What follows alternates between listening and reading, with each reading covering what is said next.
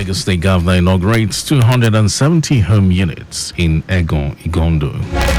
Federal government denies reports of proposing 105,000 naira as new minimum wage. On the front in Saudi Arabia announces sighting of Dhul Hajj Crescent, declares June 16 as Eid Kabir. And in sports, Super Eagles drops to 4th in Group C 2026 World Cup qualifiers. And now the details. I am Mike James.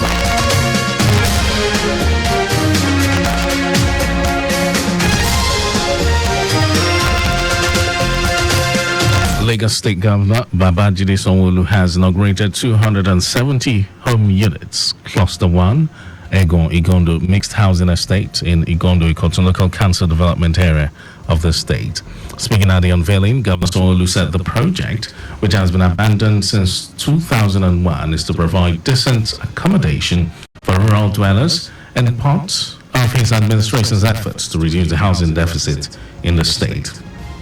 The governor, who urged beneficiaries to take ownership of the project, protected from vandals, pledged to complete the over 200 housing units phase 2 and over 300 units phase 3 of the project for more residents to benefit irrespective of their ethnicity or political affiliations.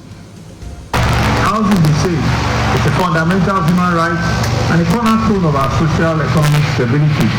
And so the completion of these units is not only addressing the urgent need for affordable housing, but also fostering a sense of community and belonging among our residents.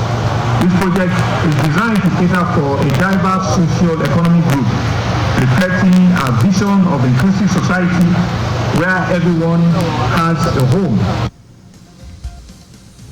In his welcome address, Commissioner for Housing Maruf Akindare Fatai, who noted that the project experienced a lot of challenges due to paucity of funds, called on the private sector to partner the state government to provide more affordable housing units for residents. We are intent on pursuing this time-tested route towards increasing. Apologies for that mix-up. We'll move on. Our correspondent, Adiola Akinlele, reports that the mixed housing estate Cluster 1 has external features which included water treatment plant, central sewage system, electricity ingestion station, and car parks, among others. Lagos State University Ojo has conferred doctorate degree of philosophy on 89 graduates and professional doctorate degrees on 66 others at its 27th convocation. And speaking at the event, Governor Babajide Sanwo-Olu, who is also a visitor to the institution, commended the institution for living up to the expectations of the founding fathers and acknowledged its resilient ability to produce quality graduates to meet the manpower needs of the country. Governor Sanwo-Olu announced the donation of 10 million naira to the best graduating students of the university in the Department of Accounting Education for the 2022-2023 academic session. Olani Olawale expressing his administration's commitment to the development of education in the state. Under our administration, the Lagos State government is committed to empowering students in all of our universities to unlock their full potential. We aim to foster a generation of innovative thinkers that will be problem solvers and great future leaders who will drive a sustainable development for Lagos and beyond. The Vice Chancellor of LASU, BME Olatunji Bello, who reeled out various achievements of the institution in the last 1 year to include infrastructural development, education advancement, strengthened research and intellectual drive, thanked Governor Sanwo-Olu for his invaluable support to the institution, pledging commitment to more development through training and human capital development. This administration is committed to positioning LASU as a preferred research and learning hub for thousands of prospective students yearning for the most up-to-date knowledge. At LASU, students are equipped with the right mix of knowledge to transform society and increase its prosperity for the benefit of humanity. In his opening opening remarks, the Chancellor of the University, Professor Gbolahan Elias, who thanked Governor Sanwo-Olu for addressing infrastructural needs of the university and welfare of workers, called for continued support and urged the graduates to be good ambassadors of the institution and agents of positive change. Professor Olaliko Sani was honored as Distinguished Professor, while Emeritus Professorship was conferred on Professor Martins Anetekai. Our correspondent Ajola Akindele reports that the event, which was attended by Deputy Governor Bafemi Hamzat, Speaker of the Lagos State Assembly, Mudashiru Obasa, top government functionaries, academia, traditional rulers, among others, had Prince Tajuddin Ulusi awarded honorary doctorate for his contributions to the university, Lagos, and the country in general, and Doyen of Industry, Prince Samuel Adedoyi. The Lagos State House of Assembly has reaffirmed its commitment to continue working towards a brighter, more rewarding future for all. The House, in a statement to celebrate the one-year anniversary of the 10th Assembly and signed by Chairman Committee on Information Strategy and Security Stephen Ogundikpe, says it remains resolute in its mission to enhance the welfare of people, uphold the principles of democracy, and ensure its actions always reflect the will and aspirations of those it serves. It expresses the Assembly's unwavering commitment to serving the people and fostering inclusive growth, stressing that over the past year, the 10th Assembly had demonstrated its dedication to passing landmark legislation, facilitating meaningful public engagement, enhancing transparency and accountability, and empowering constituents through effective representation. It says the 10th Assembly has added value and aided the performance of Governor Babajide Sanwo-Olu in the delivery of democratic dividends to Lagosians, acknowledging the leadership role of the Speaker, Mudashiru Obasa, and commending the effort of members, staff, and partners who have worked diligently to drive progress that places the House above the common standard of excellence. And now to the rest of the stories.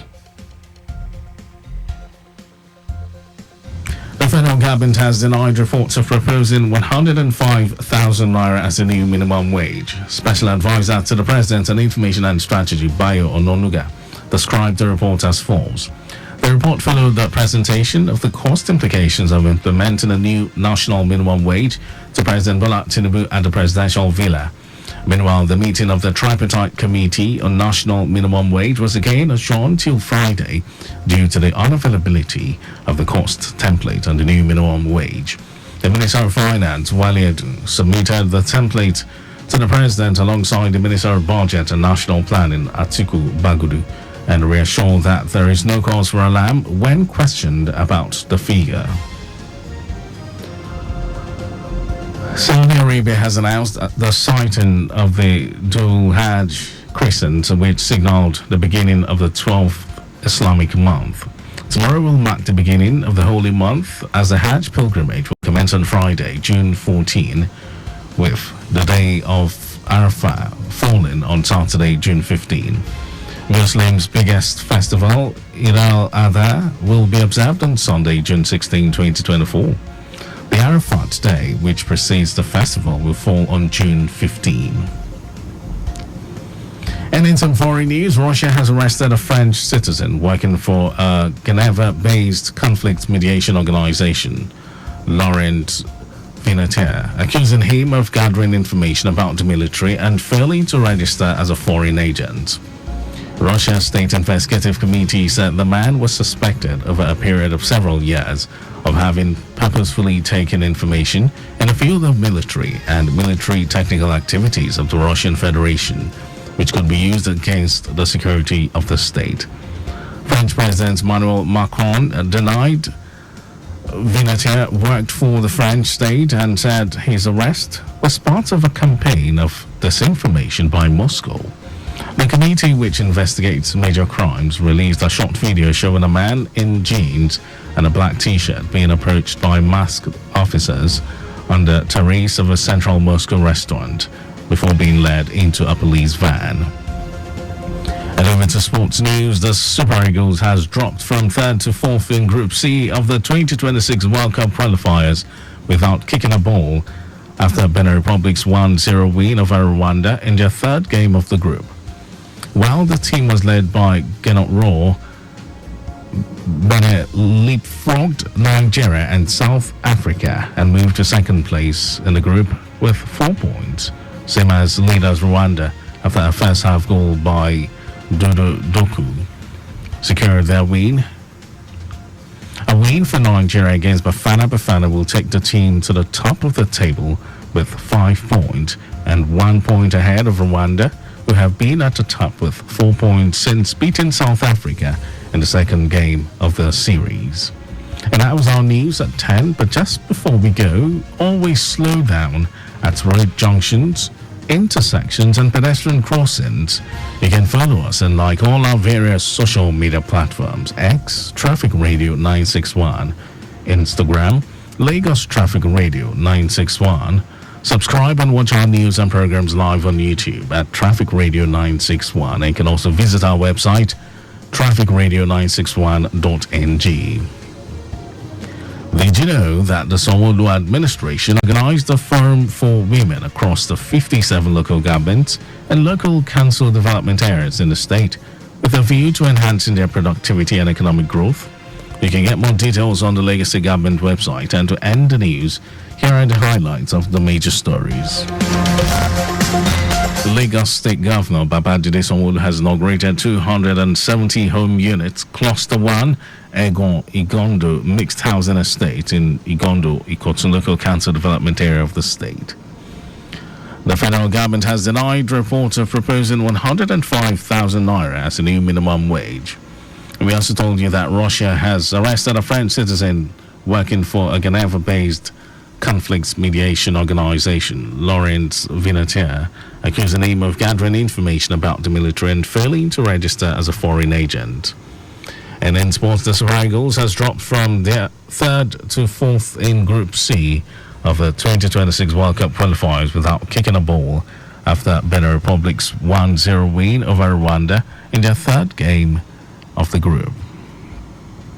And for contacts with the newsroom, send a message to info@trafficradio961.ng. And that ends the news broadcast compiled by Sadiq Yusuf. Thank you for listening. My name is Mike James. Good morning.